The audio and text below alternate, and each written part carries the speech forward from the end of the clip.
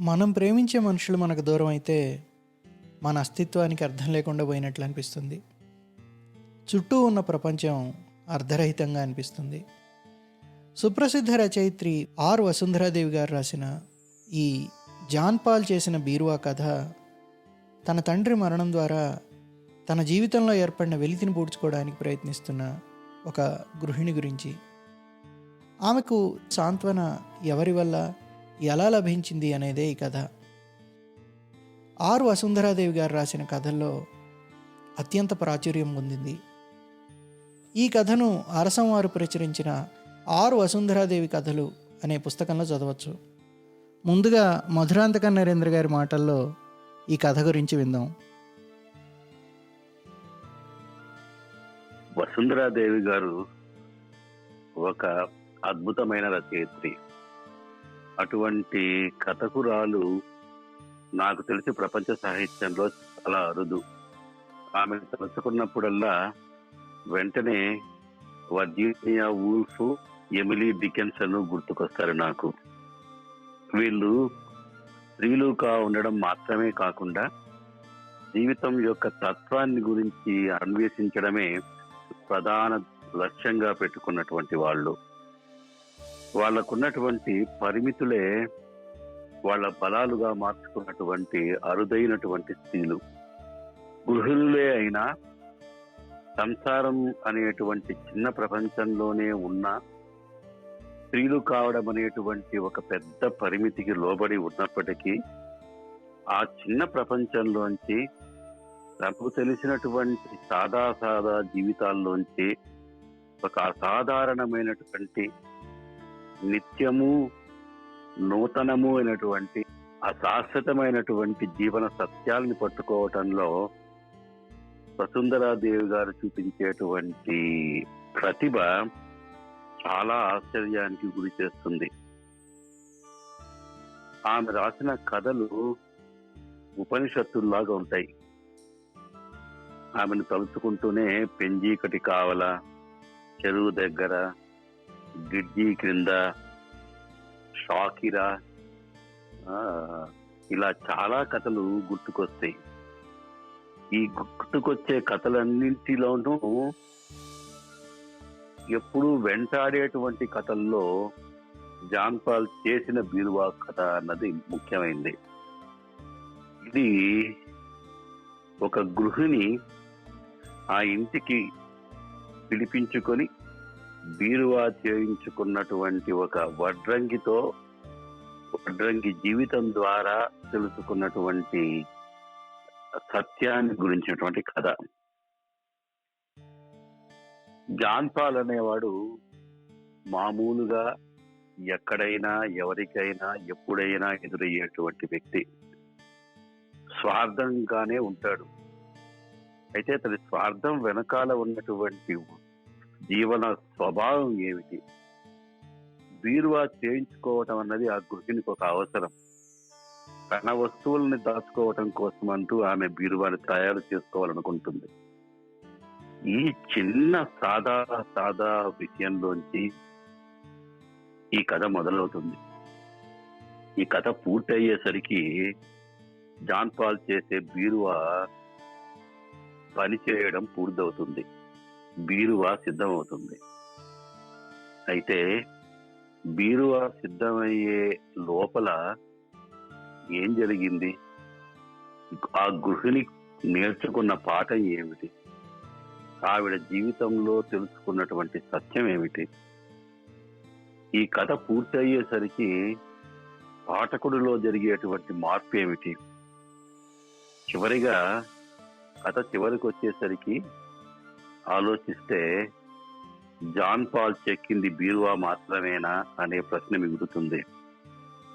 ఈ కథ పూర్తయ్యేసరికి వసుంధరాదేవి గారు రాసింది కథ మాత్రమేనా అనే ప్రశ్న కూడా ఎదురవుతుంది. కథ చదవడం పూర్తయ్యేసరికి పాఠకుడితో కూడా మార్పు ఒకటి తప్పకుండా ఉంటుంది.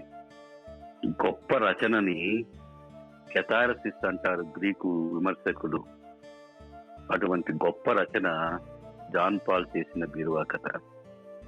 జీవితం పైన గౌరవాన్ని, జీవితం పైన గొప్ప ఆశని, జీవితం పైన గొప్ప నమ్మకాన్ని పుట్టించే గొప్ప ఉపనిషత్తు ఈ కథ. ఈ కథ చదవటం ఒక అనుభవం. ఆ అనుభవం ఎవరికి వారిదైనటువంటి అనుభవం.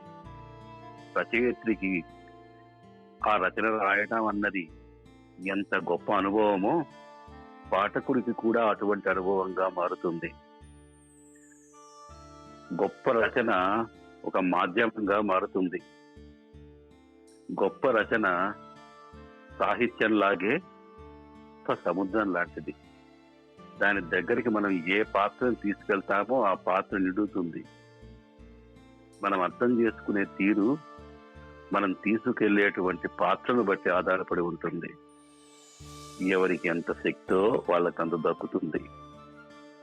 వసుంధరాదేవి గారు లాంటి రచయిత్రి ఉండడం తెలుగు వాళ్ళ అదృష్టం. టేప్లో నీ పాట తీసేసి కొత్త పాట జానీ మేరా నామ్లోది మంచిది పెట్టేశాడు అన్న, పాప చెప్పింది. గబగబా ముందు హాల్లోకి వెళ్ళాను. రేడియోలో వస్తున్న పాటని చాలా శ్రద్ధగా టేప్ రికార్డర్లో రికార్డ్ చేసుకుంటున్నాడు బాబు. ఎందుకన్నా పాట తీసేశావు అని అడిగాను.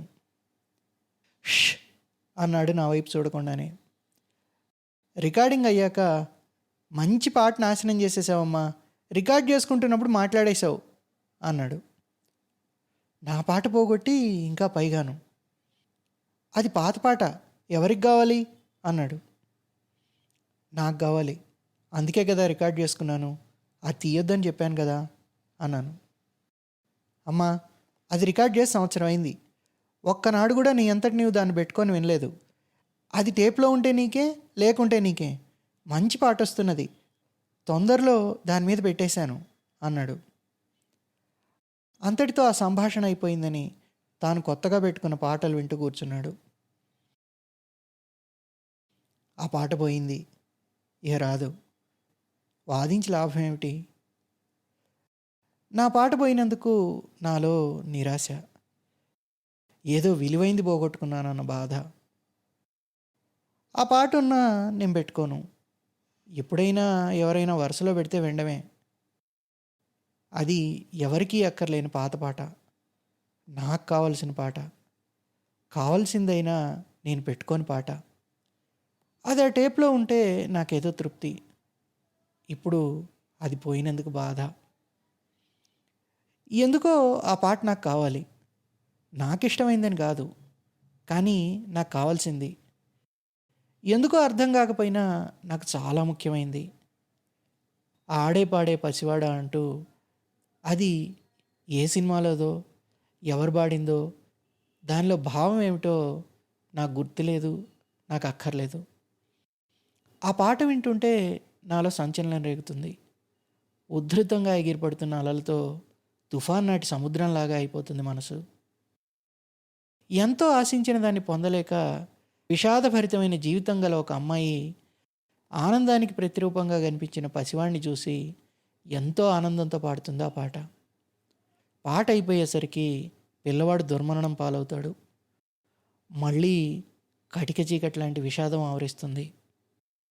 ఆనందానికి విషాదానికి గల సరిహద్దులో రెండూ ఒకటయ్యే చోట ఆ పాట. ఆ పాట వింటుంటే ఆనందము, దాని వెనుకనే పొంచి ఉన్న విషాదము రెండూ ఒక్కసారిగా తీవ్రమవుతాయి. ఊపిరి సలపనివ్వకుండా పెరిగి పెరిగి ఉక్కిరి బిక్కిరై నలిగిపోతుంది గుండె. ఆ పాత పాట నాకు ఇష్టమని కాదు, నేను నా అంతటెప్పుడూ దాన్ని పెట్టుకోను. కానీ నాలోనే అందరాని లోతుల్లో ఉండే సత్యానికి ప్రతినిధిగా అది అక్కడ ఉండటం చాలా ముఖ్యం.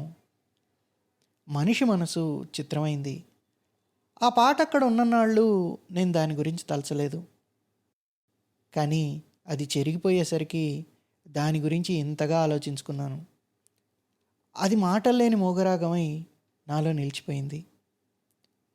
ఇంట్లో ఇంకో బీరువా ఉంటే నాకు ముఖ్యమైనవి పిల్లల చేతుల్లో పడకుండా భద్రంగా దాచుకోవచ్చును. కావలసినవి జారిపోకుండా, మాసిపోకుండా, చెరిగిపోకుండా, పోకుండా దాచుకోగలను. ఈ ఇంట్లో నాకు ఓ బీరువా చాలా అవసరం. జాన్ పాల్ భలే టక్కరోడమ్మా. మా ఇంట్లో పనులు చేసి వెళ్తుండే పనివాళ్ళు ముగ్గురు ఒక్క రకంగానే చెప్పారు జాన్ గురించి. ఆ విషయం నాకు కొంచెం అనుభవమే.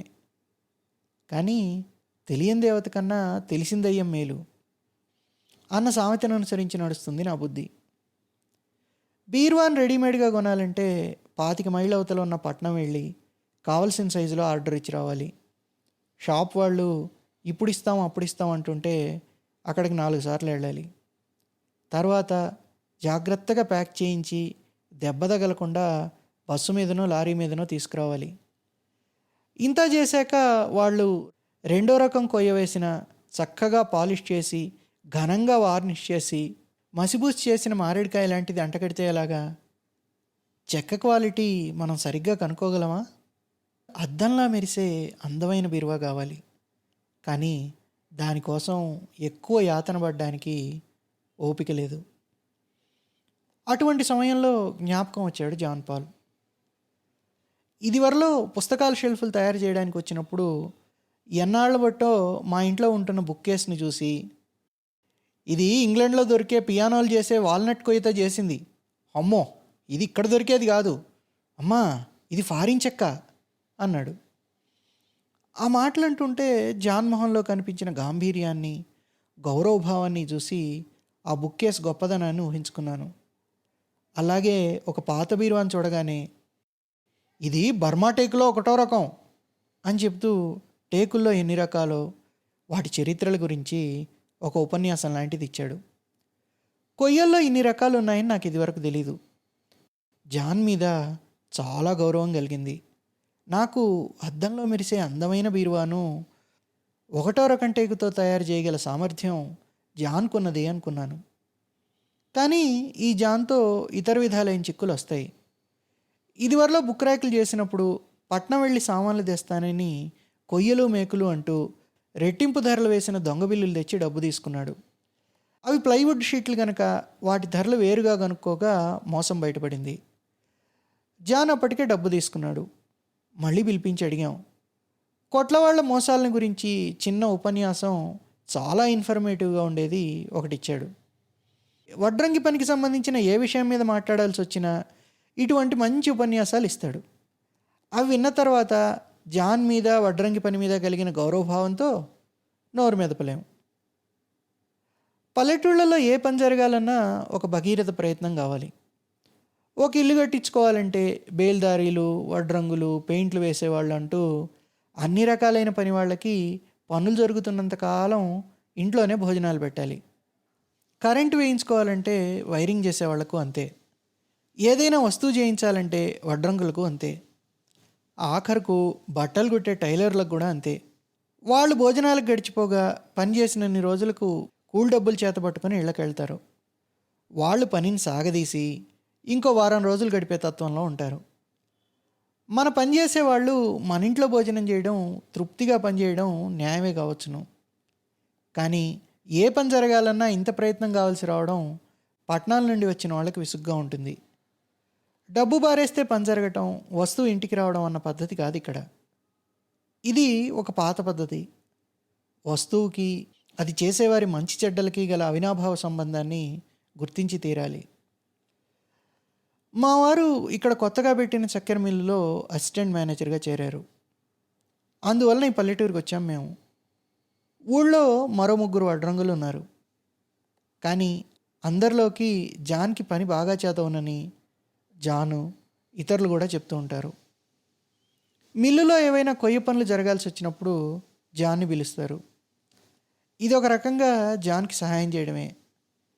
ఆ సంబంధం వలన ఇదివరలో ఒకసారి వచ్చి బుక్ ర్యాక్స్ చేశాడు. అమ్మో, అయ్యగారింట్లో భోజనం పెట్టమని నేను అడుగుతానా? ఊళ్ళో నాకు ఇల్లుంది, వంట చేసుకుంటాను, కూలి కూడా అయ్యగారి దగ్గర ₹1 తక్కువే తీసుకుంటాను అన్నాడు జాన్. పెద్ద చిన్న బాగా ఎరిగినవాడు. పెద్దవాళ్ల దగ్గర వినయంగా ఉండటం నేర్చినవాడు. కొయ్యలు వగైరాలు తేవడంలోనూ కూలీలోనూ కూడా. ఎక్కువ డబ్బు తీసుకున్నాడంటే అది వేరే మాట. వాళ్ళు బతకాలి కదా. అన్ని విషయాలు ఆలోచించిన మీదట జాన్కు కబురు పెట్టాను. మిల్లులో పనులు చేస్తూనే ఉంటాడు అడపాదడపా. కనుక మనల్ని చిక్కున పెట్టలేమనుకున్నాను. పొట్టిగా దిట్టంగా చామన్ నలుపులో ఉంటాడు జాన్. 60 దగ్గర వయసైనా 40కి మించినట్లు కనబడ్డు. ముఖం, ఎదురు రొమ్ము, చేతులు, కాళ్ళు అన్నీ వేటికివి బలంగా దృఢంగా కనిపిస్తాయి. పై వరుసలో ముందు పళ్ళు 2 లేవు కానీ మిగతా పళ్ళు రాళ్ల మాదిరి గట్టిగా ఉన్నాయి. ఎత్తైన నుదుటి క్రింద లోతుల్లో కనిపించే కళ్ళు నల్లగా ఉండి ఎప్పుడూ చురుగ్గా చూస్తుంటాయి. రూపం, మాట తీరు అన్నీ ప్రత్యేకంగా ఉండటాన జాన్ని ఒకసారి చూస్తే ఎవరూ మర్చిపోలేరు. జాన్ గురించి ఒక్క మాటలో చెప్పాలంటే బలశాలి. మాటలో, చేతలో, చూపులో అన్నిట్లోనూ బలం. అది జాన్ అంటే. నిజం చెప్పాలంటే జాన్ని చూస్తే కొద్దిగా భయం నాకు. దుర్బలులకు శక్తిని చూసినప్పుడు కలిగే భయం. స్థూలంగా చూస్తే దానికి వేరే కారణం లేదు మరి. చకచకా లెక్కలేశాడు జాన్. అంతా ఒక 100 రూపాయలకి సామాన్ తెస్తే టేక్ బీరువా ఈ సైజుది తయారు చేయొచ్చునట. పట్నంలో షాప్ నుంచి ప్లైవుడ్ బీరువా ఈ సైజుది 400కి తెచ్చారు పక్కింటి వాళ్ళు. అట్లాగని జాన్తో నేను అనలేదు. రోజ్వుడ్ అయితే ఎక్కువ ఖరీదవుతుందా అని అడిగాను. లేదు, 2 ఒకటేనన్నాడు. తక్కువ రకం సరుకు తెస్తాడేమో, లేదంటే ఇంత చౌకగా ఎలా వస్తుంది అనుకున్నాను. మంచి రకం టేకు తేవాలన్నాను. ఆ అయ్యగారికి ఎట్లాంటివి తేవాలో నాకు తెలీదా అంటూ తాను పట్నంలో పెద్ద పెద్ద ఆఫీసర్లకి ఎన్నెన్ని వస్తువులు చేసింది, వాటిని చూసి వాళ్ళు ఎంతెంత ఆశ్చర్యపడింది, మెచ్చుకున్నది అంతా చెప్పాడు. జాన్ క్రిస్టియన్ మిషనరీల దగ్గర పెరిగాడు. పని నేర్చుకున్నాడు. ఒక ఇంగ్లీష్ దొరగారు, పీటర్స్ దొరగారు దయతో అన్ని పనులు నేర్పించారు. జాన్కి ఎంతో సహాయం చేశారు. ఆయన దయ వల్ల ఎట్లాంటి వస్తువైనా చేయగల నేర్పు అబ్బింది జాన్కి. ఒరే మొండా కొడక, సరిగ్గా చేయకపోతే తంతాను అన్నట్ట కలెక్టర్ గారు. ధైర్యంగా చేస్తానన్నాడు జాన్. పెద్దవాళ్ళని మెప్పించాలని జాన్ పట్టుదల.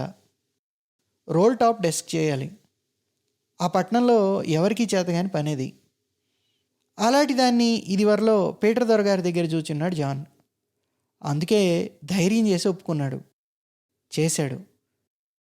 కలెక్టర్ గారు శభాష్ అన్నారు. ఇంకోసారి ఒక పెద్ద డాక్టర్ గారికి ఆసుపత్రిలో ఉపయోగించే ఒక వస్తువు చేయించాల్సిన పని పడింది. ఆ వస్తువును పై దేశాల నుంచి తెప్పించాలంటే చాలా ఆలస్యం, ఖర్చును. అందువలన జాన్ను పిలిపించి చెప్పారు. జాన్ ఆలోచన చేశాడు. ఒక రకంగా ఊహించుకున్నాడు. దాన్ని చేశాడు. తప్పయింది. పారేశాడు. మళ్ళీ చేశాడు. డాక్టర్ గారు సరిగ్గానే ఉందన్నారు. ఇక ఒక అద్దం బిగించాలి దానికి. అది ఎట్లా బిగించాలో చెప్పారు డాక్టర్ గారు. కానీ తాను దగ్గర ఉన్నప్పుడే బిగించాలని, తొందరగా వస్తానని చెప్పెళ్ళారు. ఎంతసేపు చూసినా ఆయన రాలేదు. పని పూర్తి చేసుకుని డబ్బు తీసుకుని వెళ్ళాలని జాన్ ఆదుర్ద. డాక్టర్ గారు చెప్పిన ప్రకారంగానే ఆయన రాకుండానే బిగించేశాడు. డాక్టర్ గారు ఇంటికి వచ్చారు. పని అయిపోయింది, డబ్బులు ఇవ్వమని చెప్పుకున్నాడు జాన్. డాక్టర్ గారి కోపం మండిపోయింది. నిన్నెవరు బిగించమన్నారా రాస్కెల్, నేను రాకుండా బిగించొద్దని లేదా అంటూ చేయి చాచి మొహం మీద కొట్టారు. ముందు పళ్ళు 2 రాలిపడ్డాయి. జాన్ బయటికెళ్ళి రక్తం ఊసొచ్చాడు. డాక్టర్ గారు వస్తువు చూచుకున్నారు. సరిగ్గానే చేశాడు జాన్. డబ్బులిచ్చి పంపేశారు. ఇప్పుడు ఆ డాక్టర్ గారు పనిలో లేరు. ఎప్పుడైనా పట్నం వెళ్ళినప్పుడు కనబడితే అప్పుడు విషయం జ్ఞాపకం చేస్తూ పలకరిస్తారు. ఈ తీరులో జాన్ సొంతంగా ఊహతో వస్తువులు తయారు చేసి పెద్దలను మెప్పించిన వృత్తాంతాలు చెప్పాడు. పెద్దవాళ్ళు కొట్టడంలోనూ మెచ్చుకోవడంలోనూ కూడా కుక్కను చూచినట్లు చూడడం నాకు నచ్చలేదు. కానీ మా బీరువా చేయడానికి తగినవాడని తెలిసిపోయింది. ఆయన ఆఫీస్ నుండి రాగానే బీరువా చేయించడానికి జాన్ను పిలిచి చెప్పాను. జాన్ ఆయనకి వివరాలన్నీ చెప్పాడు. 1వ రకం టేక్ బీరువా. ముందుగా కొయ్యలు 150 రూపాయలకి తేవాలి. కూలి డబ్బులు మాట అడగడు. అయ్యగారి ఇష్టం, 10 రూపాయలు ఇస్తే 10 తీసుకుంటాను. ఇందాక కొయ్యలు 100 రూపాయలకు చాలన్నావే అన్నాను. అయ్యగారి దగ్గర కరెక్ట్గా చెప్పాలి కదమ్మా, తర్వాత పొరపాటు రాకూడదు, పెద్ద దొరల దగ్గర ఎట్లా ఉండాలి అంటూ నన్ను మందలించాడు. అది నిజమే. ఇప్పటి లెక్కలు బట్టి బీరువా ధర 100 దగ్గర కాకుండా 200 అయ్యేట్టుంది. కానీ మంచి చెక్క చూసి తెచ్చి జాగ్రత్తగా ఇంట్లో చేస్తాడు. ఎట్లయినా షాపు వాళ్ళ దగ్గర కొన్నదానికంటే ధర తక్కువే పడుతున్నది కదా. 190 రూపాయలకి బిల్లుతో కొయ్యలు తెచ్చి కట్టింట్లో పడేశాడు. తర్వాత 4 రోజులు అంతులేడు. ఇంతకు పని చేస్తాడో లేదో ఊరికే కొయ్యలు తెచ్చి ఇంట్లో పెట్టుకున్నామే అనిపించింది. మా పనివాడు కొయ్యల్ని చూచి, కొయ్య ముళ్ళుగా ఉన్నది, అంత మంచిగా లేదు అన్నాడు. ఇంత చేసి నిగనిగ మెరిసే అందమైన బీరువా రాదా ఏమిటి? నాకు చాలా కోపం వచ్చింది. ఈయనేమో ఏ సంగతి పట్టించుకోరు. 4 సార్లు పిలిపించగా జాన్ వచ్చాడు. అమ్మా, ఫర్నిచర్ షాపుల వాళ్ళు ఎక్కువగా కొంటారు కనుక వాళ్ళని మంచి కొయ్యలు ఏరుకొని ఇస్తారు, కానీ నా బోటి వాళ్ళు ఒక్క బీరువాకు కొంటే ఏరుకోనివ్వరు, చేయి పెట్టనివ్వరు. అయినా ఇవి దొరగారి కోసం అని చెప్పి బలవంతాన 2-3 మంచి కొయ్యలు ఏరేశాను. ఆ ముళ్ళు అవి తోపడంలో పోతాయి, కనబడవు. బాగానే ఉంటుందిలేండి బీరువా అన్నాడు. పనిచేయడం లేదు, ఎందువలన అని అడిగాను. కొయ్యలన్నీ మా ఇంటికి తీసుకెళ్ళి చేస్తానంటే దొరగారు వద్దు, ఇంట్లోనే చేయి అన్నారు. నేను పక్క ఊళ్ళో హోటల్కి బల్లాలు చేస్తున్నాను. ఇక్కడ పనిచేస్తూ నడి మధ్యలో వదిలి అక్కడికి పోతే దొరగారి పని అట్లా చేయకూడదు, పనిలో దిగితే పూర్తి చేయాల్సిందే. అందుకని ఆ పని పూర్తి చేసి వద్దామని ఆలస్యం చేస్తున్నాను. 3-4 రోజుల్లో వచ్చి చేసేనా అమ్మా, దొరగారి పని అంటే మాటలా అన్నాడు. 15 రోజుల తర్వాత వచ్చాడు పనికి. ఆయన బాగా చీవాట్లు వేశారు. వంచిన తల ఎత్తలేదు జాన్. అవును, తప్పు చేశాను, పెద్దవాళ్ళు తిడితే పడాలి అన్నాడు. దాని తర్వాత ఒక్కరోజు పనిచేసి మళ్ళీ మాయమైపోయాడు. ఊళ్ళోనే ఎక్కడో దూలాలు కోస్తున్నట్ట. 2 రోజుల తర్వాత వచ్చాడు. వాళ్ళు నాకు ఇదివరలో డబ్బు ఇచ్చున్నారమ్మా, పీకల మీద కూర్చుంటే వెళ్లాల్సి వచ్చింది. అందులోనూ పెద్దవాళ్ళ పని అని చెప్తే కూడా వాళ్ళు ఊరుకుంటేనా అన్నాడు. అసలు వాడు పనిచేసే చోటు నుంచి కొయ్యలు చల్లగా దాటిచ్చేస్తాడమ్మా, జాగ్రత్తగా ఉండాలి అని హెచ్చరించాడు మా శ్రీరాములు. ఒకే ఊళ్ళో వాళ్లకు పల్లెటూళ్ళల్లో ఒకరి గురించి ఒకరికి బాగా తెలిసి ఉంటుంది. పనిచేస్తూ ఉన్నప్పుడు గంటకోసారి బయటకు వెళ్తాడు జాన్. బీడీలు కాల్చుకోవడానికి, టీ తాగడానికి, ఎవరితోనైనా మాట్లాడడానికి, సామాన్లు ఎవరి దగ్గర నుండో తెచ్చుకోవడానికి, ఎన్నో పనులు. ఇందులో ఏ సమయంలో దాటించేస్తాడో. అసలు తాను తీసుకెళ్ళడానికి సగం కొయ్యలు వేరుగా ఎక్కువగా తెచ్చాడేమో. మొదట చెప్పిన దానికంటే ఎక్కువ బిల్లు చేసుకొచ్చాడే. జాన్ కోసం మనుషులు వచ్చిపోతుంటారు కూడాను. ఎవరికిచ్చి పంపించేస్తాడో, ఎన్నో అనుమానాలు.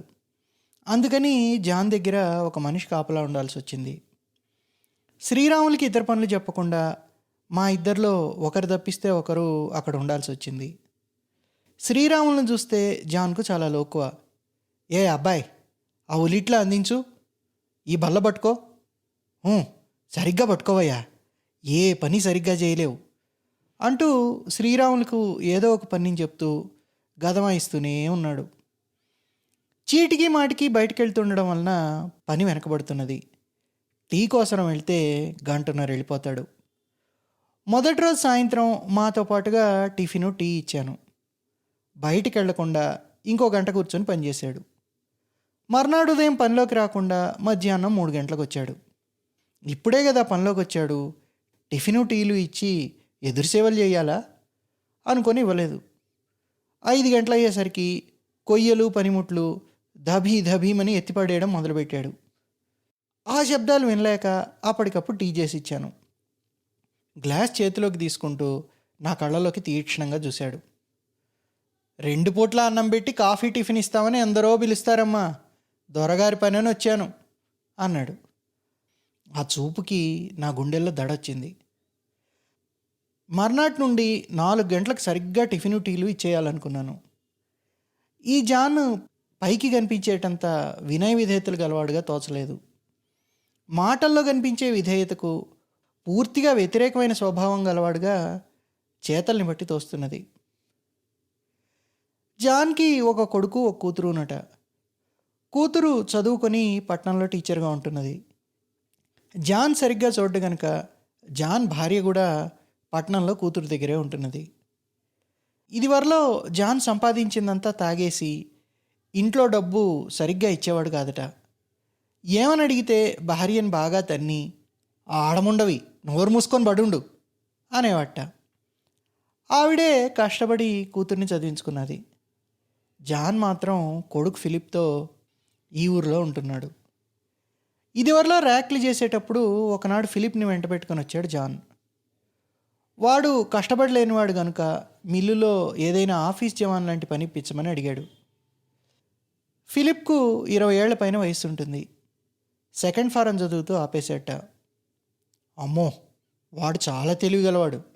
పంతులు క్లాసులో ఏదో అన్నాడని పంతం మీద మానేశాడు కానీ చదివి ఉంటేనా వాడు అమ్మా ఎట్లుండాల్సిన వాడు.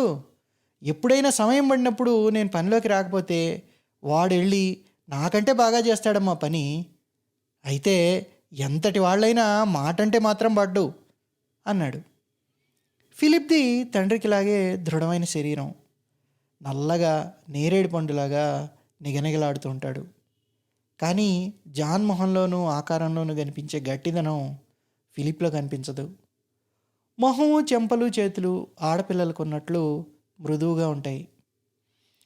వాడి 20 ఏళ్ల కళ్ళల్లో సోమరితనం, అలసత్వం కనిపిస్తాయి. జీవితంతో పోరాడి ఎన్నో ఢక్కాముక్కీలు దీని రాటిదేలిన జాన్ కళ్ళు 60 ఏళ్లవి వాడి చూపుతో వెలుగుతూ ఉంటాయి. ఇద్దరూ తండ్రి కొడుకులు. ఒక రకంగా ఇద్దరికీ చాలా పోలికలున్నాయి, కానీ అంతకంటే ఎక్కువ భేదము ఉన్నది. జాన్ కొడుక్కి ఉద్యోగం కావాలని అడుగుతూ ఉంటే ఆ విషయంతో తనకేమీ సంబంధం లేనట్లు 2 చేతులు కట్టుకొని ఎటో చూస్తూ ఒంటికాల మీద నిలబడ్డాడు ఫిలిప్. వాడు ఉద్యోగం అర్థిస్తున్న వాళ్ళ కనబడలేదు. జాన్ పని చేసుకుంటూ ఉంటే అట్లాగే నిలబడి కొంచెం సేపు చూసి, నేను ఇంటికి వెళ్తాను ఆయన అన్నాడు. జాన్ పని ఆపి ప్రేమగా కొడుకు వైపు చూసి, వెళ్ళు అన్నాడు. ఫిలిప్ వెళ్ళిపోయాడు. పని కోసం వాళ్ళు మళ్ళీ అడగలేదు. జాన్కి ఫిలిప్కి ఉండే సంబంధం నాకు ఆశ్చర్యం కలిగించింది. భార్యని మరీ అంత కరుగ్గా చూసే జాన్ ఫిలిప్ని అంత ప్రేమగా చూస్తాడెందుకు? వాడు అప్రయోజకుడైనాడు. జాన్ వాడినట్లా చేశాడనడమే సబబేమో. పంతులు ఒక మాట అంటే చదువు మానేస్తానంటే మానేయనివ్వడమేనా? దండించి చదివించుకోరా? పోనీ చదువు అవ్వకపోతే తన పని నేర్పించితే ఒకరి సంపాదన ఒకరికి తోడుగా ఇబ్బడిగా సంపాదించుకోవచ్చునే. జాన్ ప్రవర్తన చాలా చిత్రంగా ఉన్నది. తాను ఎన్నో అబద్ధాలాడి నానా గడ్డి గెరిచి నెట్టుకొస్తున్నాడు. కొడుకు మాత్రం ఒకరి చేత మాటపడినవాడుగా, కష్టపడలేనివాడుగా, అబద్ధము అన్యాయము లేకుండా డబ్బంటే లెక్క లేకుండా ఉండాలా?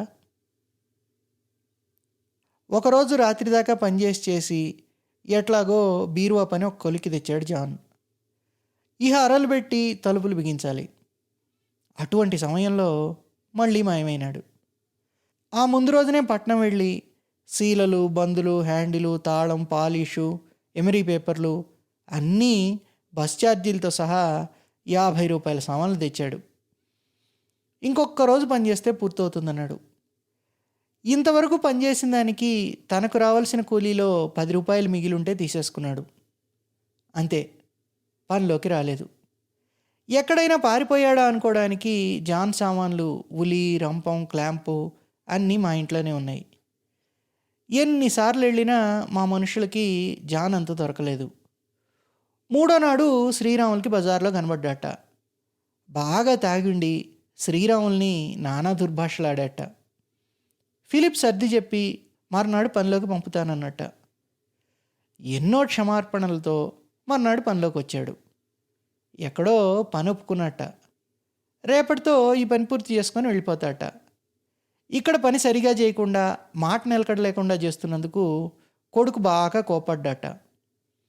మొదటిచ్చిన ఎస్టిమేట్కి అయిన ఖర్చుతో సంబంధం లేకుండా ఉన్నదని, పని తొందరగా చేయలేదని జాన్ని కోప్పడి ఆయన ఫ్యాక్టరీకి వెళ్ళిపోయారు. తరువాత నా దగ్గర మామూలుగా కనిపించే అతిశయం కానీ అతి వినయం కానీ లేకుండా మాట్లాడాడు. 150 రూపాయలకు బీరువా చేసిస్తానని చెప్పాను.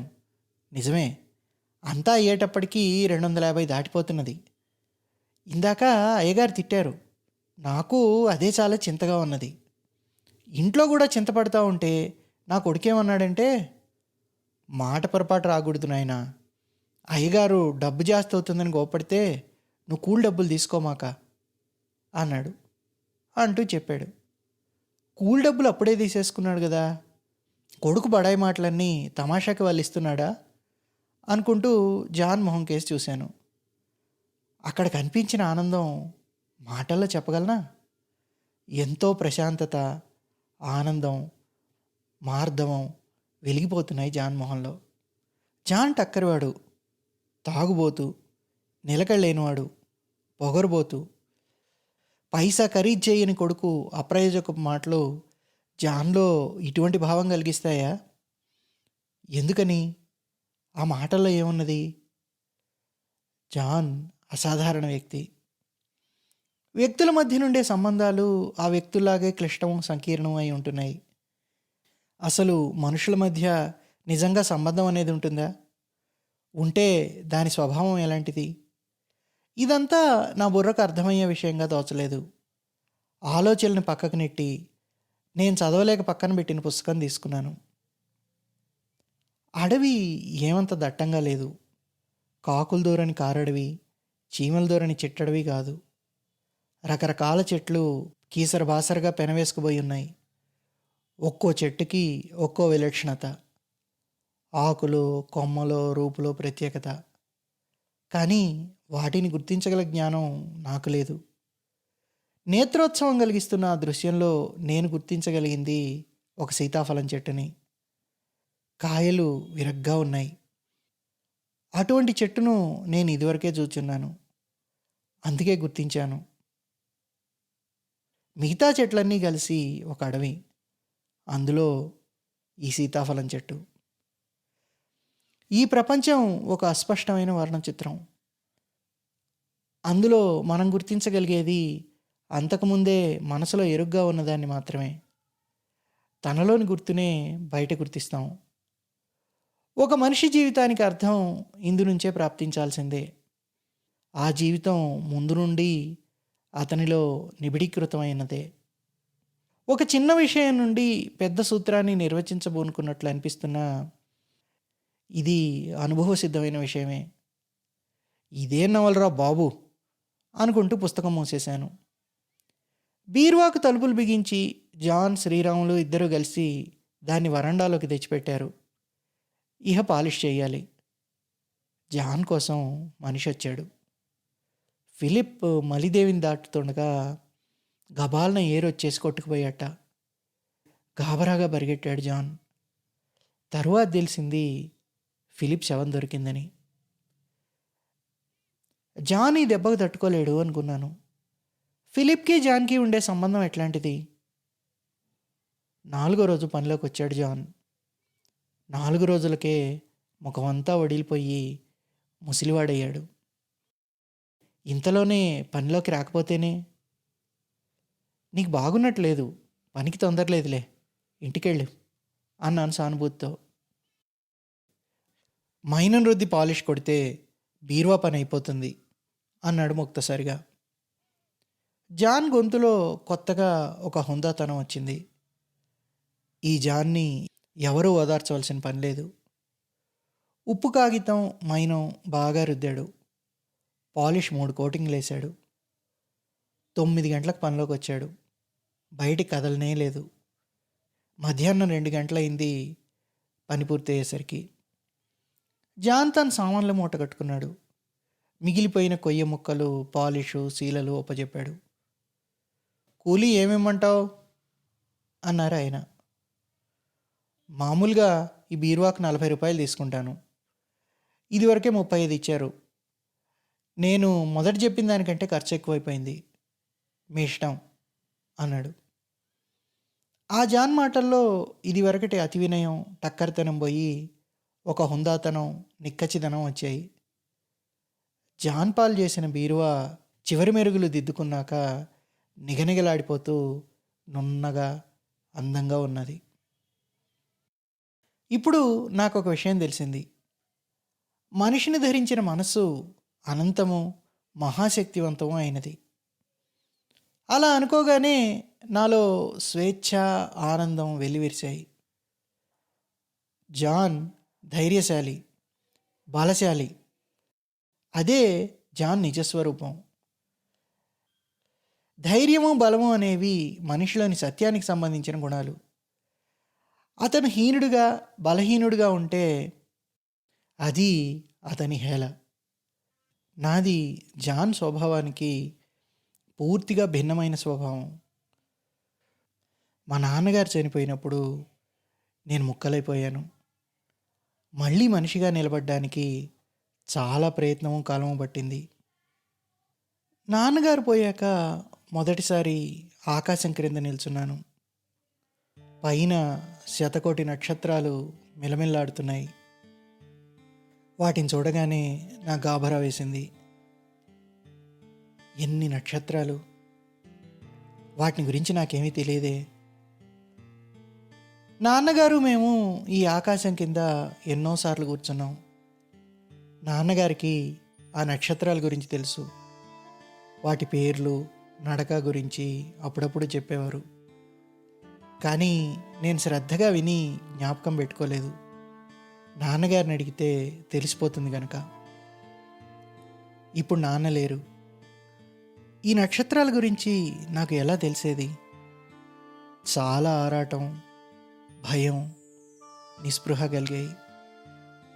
ఏమిటో పోగొట్టుకున్నట్టు బాధ. నాన్నగారు ఉన్నప్పుడు ఆకాశం గురించి నేనేమీ తెలుసుకోలేదు. అప్పుడు నాకున్నది, ఇప్పుడు కొత్తగా పోగొట్టుకున్నది ఏమీ లేదు. మరెందుకు నాలో ఈ ఆరాటం? దేనికోసం? ఆ నక్షత్రాలు అప్పుడు ఇప్పుడు ఎప్పుడు అలానే మెరుస్తూనే ఉంటవి. జాన్ జ్ఞాపకానికి వచ్చాడు. మనసులోని బరువు తొలగిపోయి అకారణమైన ఆనందంతో నిండిపోయింది. మనిషి అనంతుడు, మహాశక్తిమంతుడును. జాన్ పాల్ చేసిన బీరువా మెరుస్తున్నది. బీరువా బాగున్నదే, నా బట్టలు, పుస్తకాలు అన్నీ పెట్టుకోవడానికి బాగా సరిపోతుంది అన్నాడు బాబు. బాగుంటే నీకేనా? పైయర్లు 2 నాకు అందవు గనక నువ్వు పెట్టుకో, కింది 2 నేను పెట్టుకుంటాను. పాప తగువ పెట్టుకుంది అన్నతో. అసలు బీరువా నాకు కావాలని కదా చేయించుకున్నాను. ముఖ్యంగా కావాల్సినవన్నీ పోకుండా దాచుకోవచ్చునని అనుకున్నానే. కానీ ఇప్పుడు నేను దాన్ని ఉపయోగించుకోవచ్చు, నేను దాన్ని ఉపయోగించుకోకపోవచ్చు. ఏం చేసినా పర్వాలేదు.